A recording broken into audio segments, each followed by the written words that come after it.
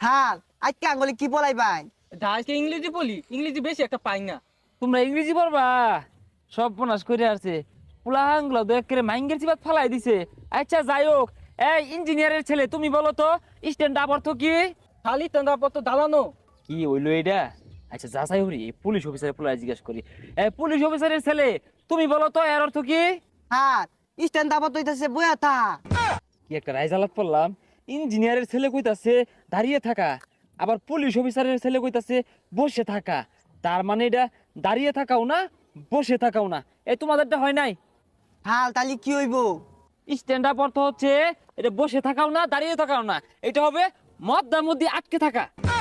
ও তাহলে আটকে থাকবেন, ঠ্যাং লেগে দেবো তো। এখন আর আমরা ইংরেজি পড়বো না, ইংরেজি আমরা অনেক কিছু শিখে ফেলেছি। এখন আমরা গণিত পড়বো। ইঞ্জিনিয়ারের ছেলে তুমি বলো তো 2 আর 3 যোগ করলে কত হয়?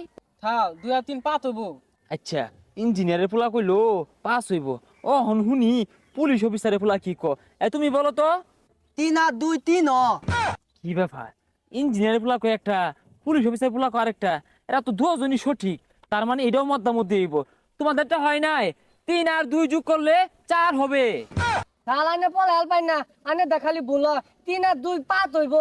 হাই তুমি বেশি জানো।